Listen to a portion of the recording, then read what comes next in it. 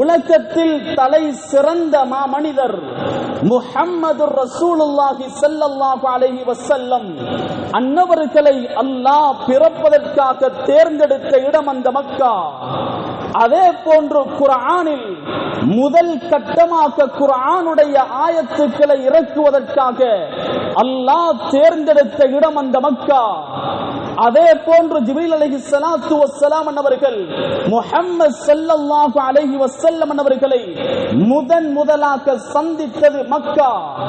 அதே போன்று ஜிப்ரீல் அலைஹிஸ்ஸலாத்து வஸ்ஸலாம் அவர்கள் முஹம்மது ஸல்லல்லாஹு அலைஹி வஸல்லம் அவர்களை அவருடைய உண்மையான தோற்றத்தில் பார்த்தது மக்காவில்.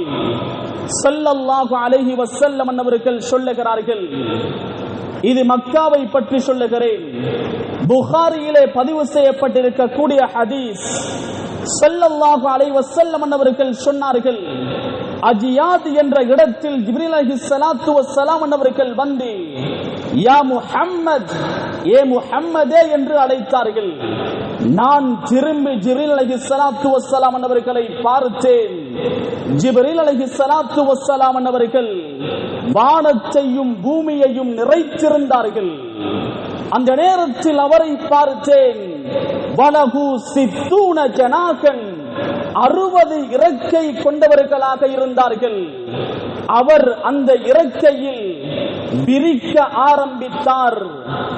யுன்தஸரு மின்ஹு அல் யாகூத் வத்துர், மாணிக்கங்கள் அதே போன்று வைரங்கள் அந்த இறக்கையிலிருந்து கொட்டிக்கொண்டே இருந்தது. அல்லாஹ்வுடைய நல்லடியார்களே, எனவே முதலாக ஜிப்ரீல் அலைஹிஸ்ஸலாத்து வஸ்ஸலாம் அவர்களுடைய உண்மையான தோற்றத்தை முஹம்மது ரசூலுல்லாஹ் ஸல்லல்லாஹு அலைஹி வஸல்லம் அவர்கள் பார்த்தது அது மக்காவில். கண்ணியத்துக்குரியவர்களே, உலகத்தில் மிக பெரிய பள்ளிவாசல் எது? அது மக்கா, அது கஅபத்துல்லாஹ் தான். எந்த அளவுக்கு என்றால் ஒரே நேரத்தில் 2 மில்லியன் மக்கள் தொழக்கூடிய ஒரு பள்ளிவாசல் என்றால் அது கஅபத்துல்லாஹ்வாகத்தான் இருந்து கொண்டிருக்கிறது. அல்லாஹ்வுடைய நல்லடியார்களே, உலகத்தில் மிக அதாவது உயர்ந்த கட்டிடம் எது சகோதரர்களே? அதுவும் அந்த கஅபத்துல்லாஹ் தான். நாம் கேள்விப்பட்டிருக்கிறோம், துபாயிலே இருக்கக்கூடிய புர்ஜ் ஹலீஃபா என்று அரபியிலே சொல்வார்கள். பேஜ் ஹலீஃபா அதுவா சகோதரர்களே? அல்லது அமெரிக்காவிலே அண்மையிலே 110 மாடி சரிந்து விழுந்தது என்று கேள்விப்பட்டோம். அதுவா சகோதரர்களே? இல்லையே இல்லை. அந்த கஅபத்துல்லாஹ் தான் மிக உயர்ந்த கட்டிடமாக இருந்து கொண்டிருக்கிறது. உலகத்தில் அதிகூடிய செலவில் $100 பில்லியன் கட்டப்பட்ட கட்டிடம் என்றால் அது கஅபத்துல்லாஹ்வாகத்தான் இருந்து கொண்டிருக்கிறது. அல்லாஹ் அந்த கஅபத்துல்லாவை துன்யாவிலும் கண்ணியப்படுத்தி வைத்திருக்கிறான், ஆகிராவிலும் அந்த கஅபத்துல்லாவை கண்ணியப்படுத்துவான். சகோதரர்களே, அல்லாஹ்வுடைய நல்லடியார்களே, இஸ்லாமிய சகோதரர்களே, உலகத்தில் ஒரு வருடத்திற்கு 10 லட்சக்கணக்கான, அதாவது ஒரு வருடத்திற்கு பல லட்சக்கணக்கான மக்கள் வந்து போகக்கூடிய ஒரு இடம் என்றால் அது மக்காவாகத்தான் இருந்து கொண்டிருக்கிறது. ஒரு வருடத்திற்கு குறைந்தது 4 மில்லியன், அதாவது 40 லட்சம் மக்கள் வந்து போகக்கூடிய ஒரு இடம் என்றால் அது மக்கா கஅபத்துல்லாஹ்வாகத்தான் இருந்து கொண்டிருக்கிறது. கண்ணியத்துக்குரியவர்களே, இதை நம்முடைய கண்களால் பார்க்க ஆசை கிடையாதா?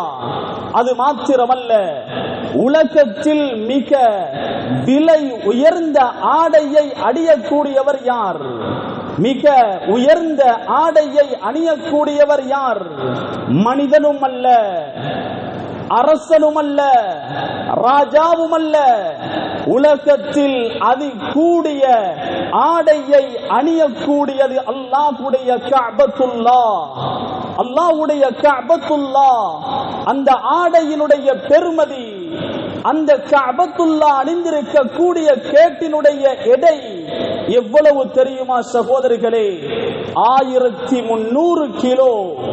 அந்த 1300 கிலோவில் 280 கிலோ தங்கத்தால் பதிந்திருக்கிறது சகோதரர்களே. அல்லாஹ் கூடிய நல்லடியார்களே, இஸ்லாமிய சகோதரர்களே, நாம் அந்த கஅபத்துல்லாவை கருப்பு நிறத்தில் தான் பார்த்திருக்கிறோம், கருப்பு நிறத்தில். ஆனால் ஆரம்பத்தில் அந்த கஅபத்துல்லா கருப்பு நிறத்தில் இருக்கவில்லை சகோதரர்களே. முதலாக கஅபாவுக்கு திரை போட்டது யார்? உலமாக்களிடத்திலே பல கருத்து வேறுபாடுகள் இருக்கிறது. முதலாவது கருத்து, இப்ராஹிம் அலைஹிஸ்ஸலாத்து வஸ்ஸலாம் அவர்களுடைய மகன் இஸ்மாயில் அலைஹிஸ்ஸலாத்து வஸ்ஸலாம் அவர்கள் தான் முதலாக அந்த கஅபத்துல்லாவுக்கு திரை போட்டார். இரண்டாவது கருத்து, முஹம்மது ஸல்லல்லாஹு அலைஹி வஸல்லம் அன்னவர்களுடைய பாட்டனார், அது நான் தந்தை வழி பாட்டன், இவர் தான் முதலாக திரை போட்டார். மூன்றாவது கருத்து, யமன் நாட்டை சேர்ந்த தபா அல் ஹிம்யரி என்ற அரசன் தான் திரை போட்டார். இவர் முஹம்மது ரசூலுல்லாஹி ஸல்லல்லாஹு அலைஹி வஸல்லம் அவர்களுக்கு பல 100 வருடங்களுக்கு முன்னால் வந்த ஒருவர். எப்படித்தான் திரை போட்டாலும், யாரு தான் திரை போட்டாலும் அது திரை போடப்பட்டிருப்பதை நாம் அறிந்திருக்கின்றோம். அல்லாஹ் கூடிய நல்லடியார்களே, கஅபத்துல்லா ஆரம்பத்தில் கருப்பு நிறத்தில் திரை போடப்படவில்லை. கஅபத்துல்லாவுக்கு ஸல்லல்லாஹு அலைஹி வஸல்லம் அன்னவர்கள் போட்ட திரையினுடைய நிறம் சிவப்பும் வெள்ளையும் சகோதரர்களே. வரலாற்றை புரட்டி பாருங்கள். ஆரம்பமாக ஸல்லல்லாஹு அலைஹி வஸல்லம் அன்னவர்கள் சிவப்பும் வெள்ளையும் சேர்ந்த ஒரு கலர், அதாவது ஒரு நிறத்தை தான் திரையாக கஅபத்துல்லாவுக்கு போட்டார்கள். யமன் நாட்டை சேர்ந்த திரை முதலாக கஅபாவுக்கு போடப்பட்டது. பின்னால் வந்த கலீஃபாக்கள் வெள்ளை நிறத்தில் அதனை மாற்றியமைத்தார்கள். அதற்கு பின்னால் பச்சை நிறத்திலே போட்டார்கள். அதற்கு பின்னால் மஞ்சள் நிறத்திலே போட்டார்கள். அப்பாசிய ஹிலாஃபத் வந்துவிட்டது. இஸ்லாமிய சாம்ராஜ்யத்தை முப்பெரும் படைகள் ஆட்சி செய்தன. அதில் முதலாவது உமையாக்கள், இரண்டாவது அப்பாசியாக்கள், ஹஜ்ரத் அப்பாஸ் ரலியல்லாஹு தஆலா அவர்களுடைய பரம்பரையில் வந்தவர்கள். மூன்றாவது உஸ்மானியாக்கள், இவர்களில் அதிகமானவர்கள் அஜமிகள். உஸ்மானியாக்கள் அந்த அப்பாசிய ஆட்சி காலத்தில் ஜஅஃபர் அல் முத்தவக்கில் என்ற ஒரு மன்னர் இருந்தார், பேணுதலான ஒரு மன்னர். அவர் மக்களை அழைத்து சொன்னார், கஅபாவினுடைய திரையை நாங்கள் அடிக்கடி போட்டுக் கொண்டிருக்கிறோம், அதனுடைய நிறத்தை மாற்றிக் கொண்டிருக்கிறோம், அதனுடைய திரையையும் மாற்றிக் கொண்டிருக்கிறோம். இதற்கு நாங்கள் கருப்பு நிற ஆடையை நாங்கள் அணிவிப்போம் என்ற முடிவுக்கு வருகிறார்கள். அன்று முதல் இன்று வரை அந்த கஅபத்துல்லா கருப்பு நிறத்தில் தான் காட்சி அளிக்கிறது, தோற்றம் அளிக்கிறது. கண்ணியத்துக்குரியவர்களே, அல்லாஹ் கூடிய நல்லடியார்களே, அந்த கஅபத்துல்லாவுக்குள்ளே இருக்கிறது தங்க பீலி, மீசாப் என்று சொல்வோம்.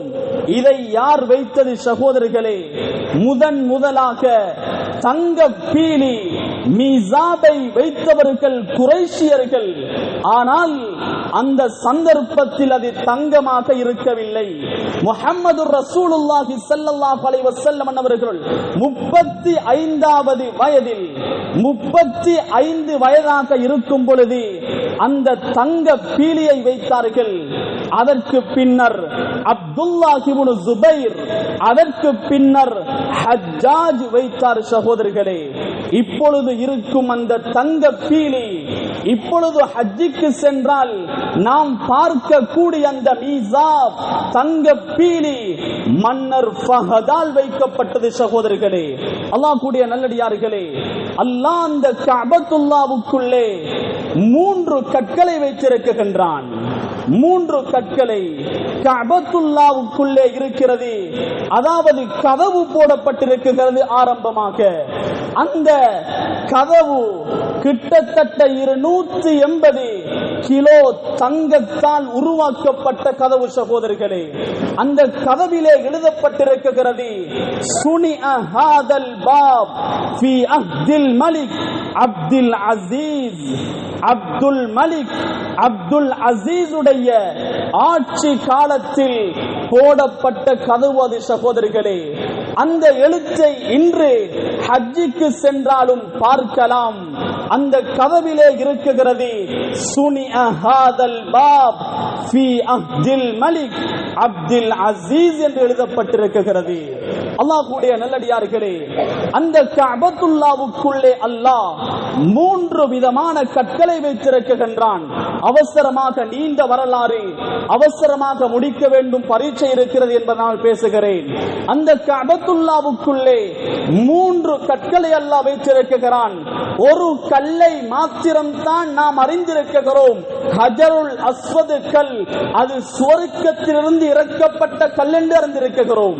ஆனால் இன்னும் அதை தவிர இன்னும் 2 கல், மொத்தமாக 3 கற்கள் அந்த கஅபத்துல்லாவுக்குள்ளே இருக்கிறது.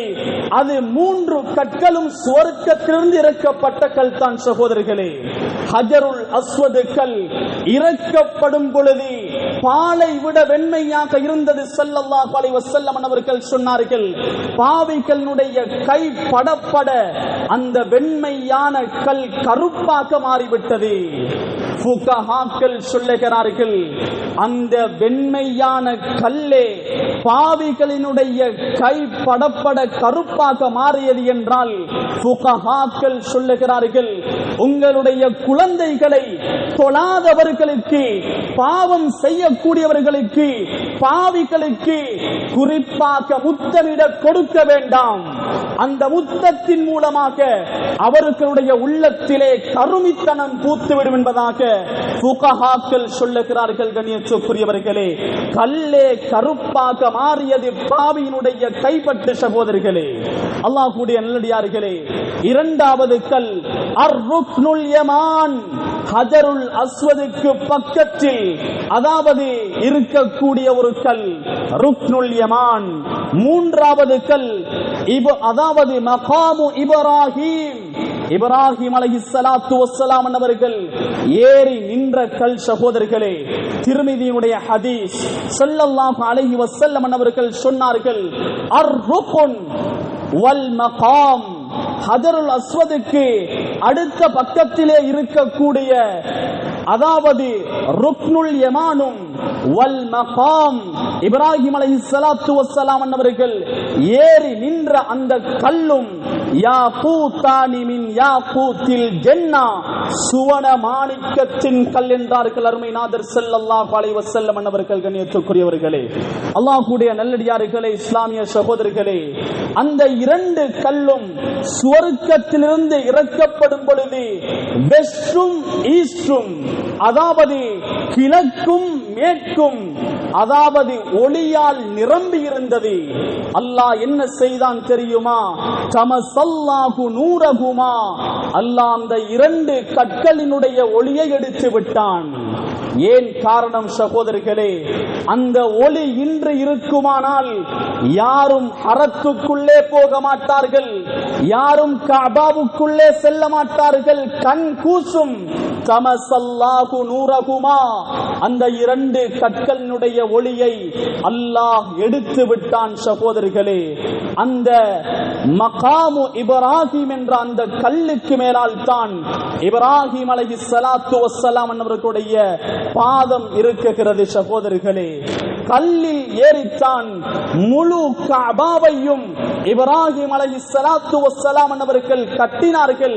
உலமாக்கள் சொல்லுகிறார்கள், அந்த கல் அவர்களுக்கு வளைந்து வளைந்து நாலா புறங்களிலும் கட்ட உதவியது என்பதாக உலமாக்கள் சொல்லுகிறார்கள்.